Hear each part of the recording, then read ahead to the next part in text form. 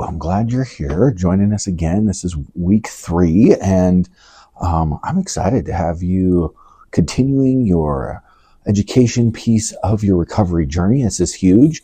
Today's kind of a little bit of a practical day of just really firming up our practices. And so whether you've just made it barely through your last couple of weeks and you're white knuckling and you're going, this is really hard, or whether you're like striving forward, all strong and healthy, cool. I want to say I welcome all of that, and you're in the right place, and the progress that we can make together is huge. So there's a few things that I want to just bring up to you, and that first thing is remember that this is recovery, and life in general is one day at a time.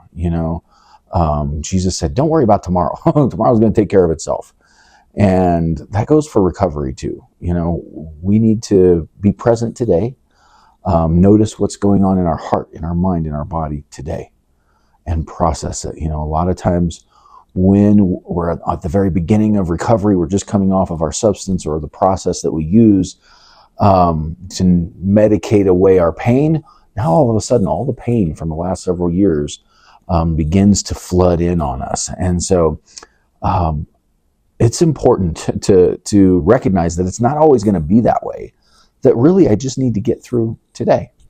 And so take some deep breaths, relax a little bit, be kind to yourself.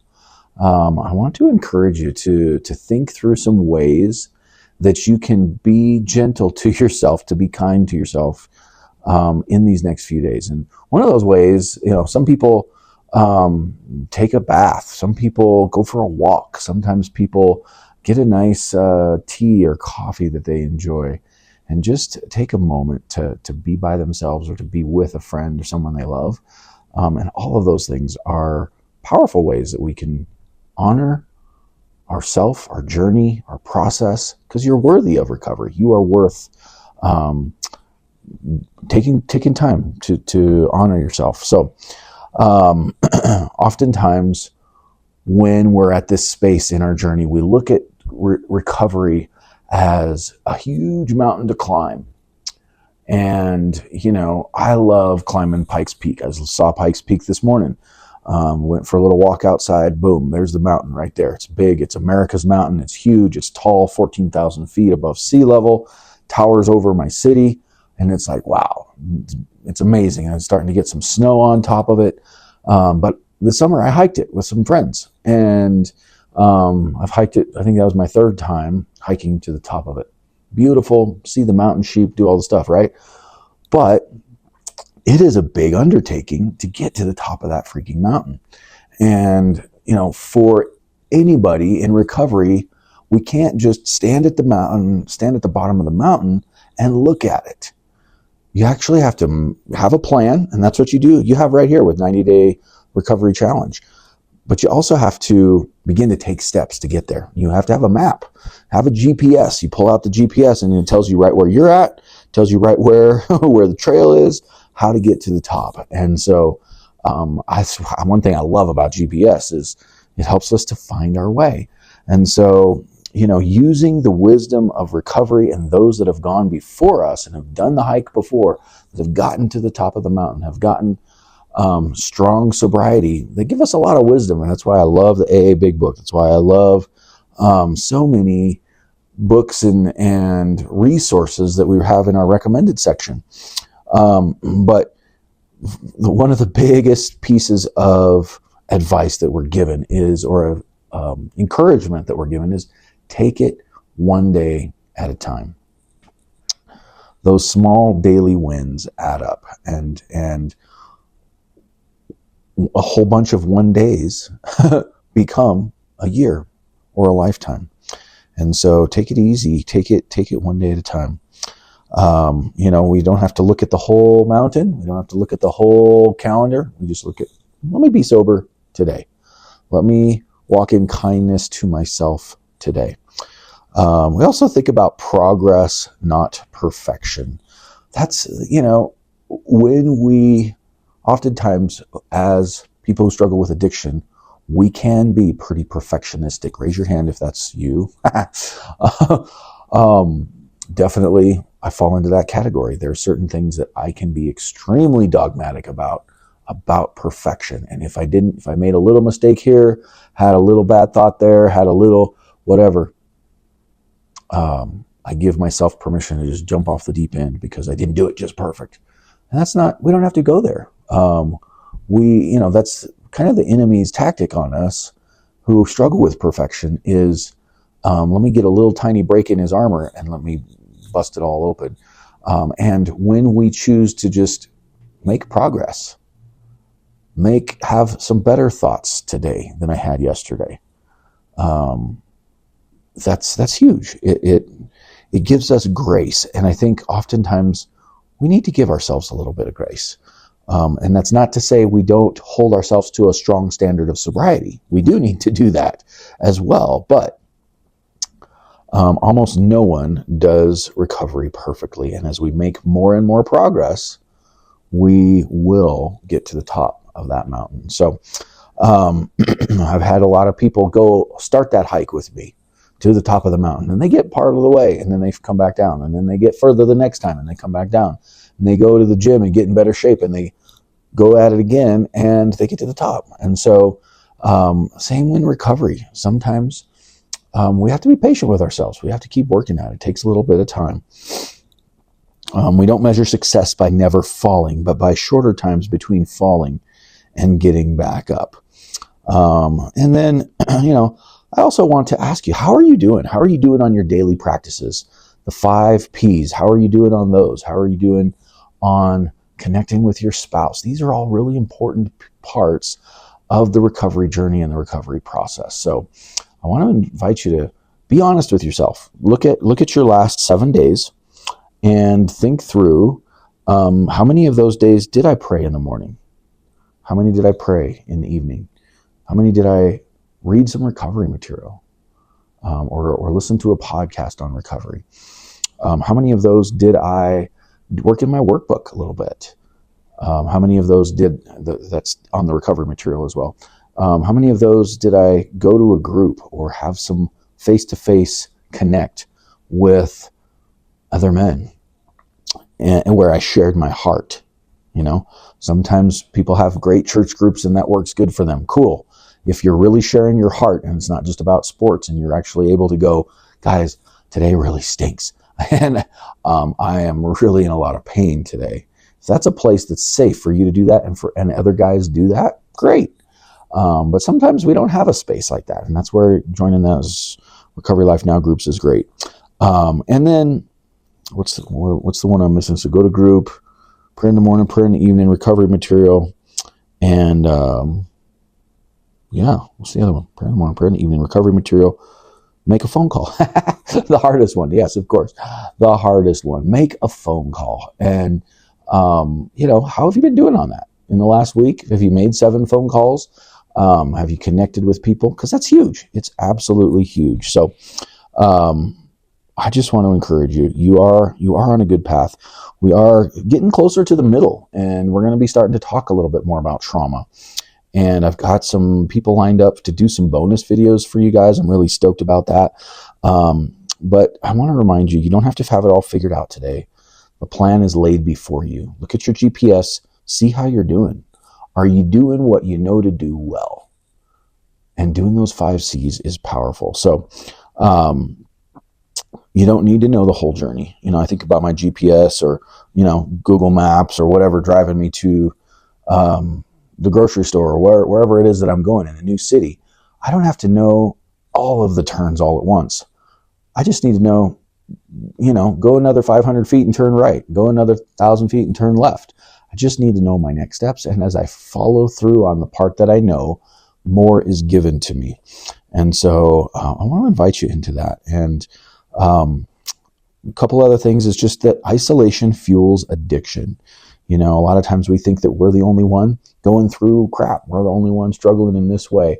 We might be the only one struggling at that moment in that way, but that doesn't mean everybody else hasn't struggled in a similar way.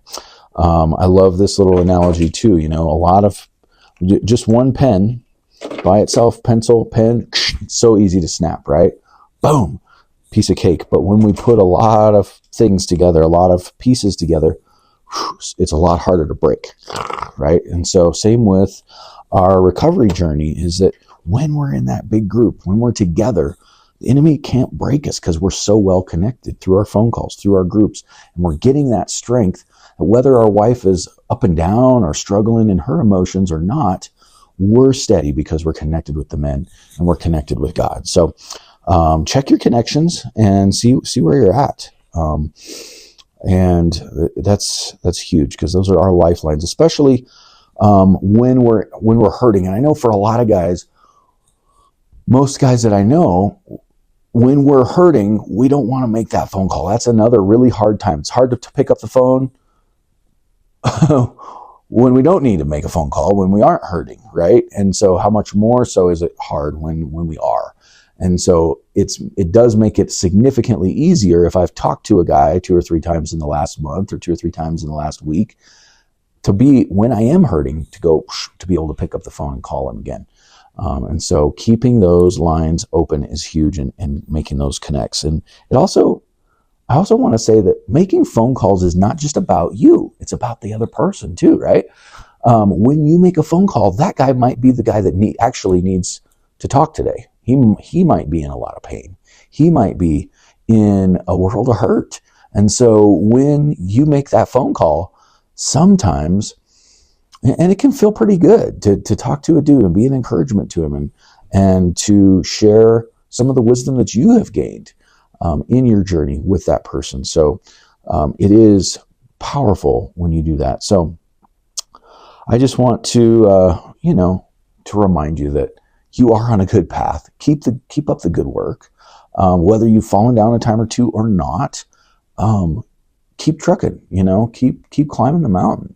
You don't have to make it to the top in the next 10 minutes. You don't have to running up Pikes Peak is hard for anybody. And, take it one day at a time. It is progress, not perfection.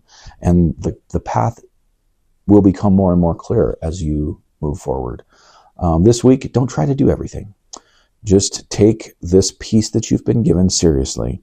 Lean into the practices, lean into your connection with others, and the rest of the 90 days will take care of itself. And so yesterday I was in a class with an incredible recovery guru that I like to listen to. And she said something that really kind of hit me in a powerful way. But and I'm curious to hear what you think about it. But basically she said, if a person is not connected to their emotions and is not connected and has a big ego,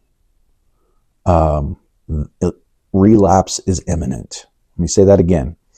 If a person has a big ego and they're not connected to their emotions, relapse is imminent.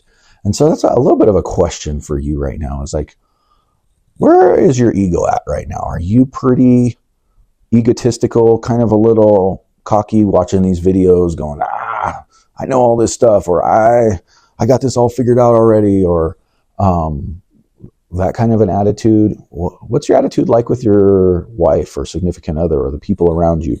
Are you pretty emotionally connected to them right now? Are you connected to your emotions? Have you been able to tear up or feel some of the pain that's been that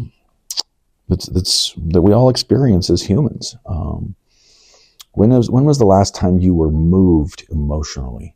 A big piece of these 5 C's and these practices in this recovery journey is to get you, to help you connect with your emotions. It's also important that we break down the ego. Let go of the freaking ego. We've got to drop it, and we've got to let go of our pride a little bit. And, I think the scripture says God, what does it say? There's a few different ones about God and the proud and God and the humble. How does God respond to the proud? God pushes away from the proud, right? And he gives grace to the humble. It's not the exact quote that's in my head, but God is far from the proud. God doesn't help out the proud. But he does give grace to the humble. He does lean in with the humble.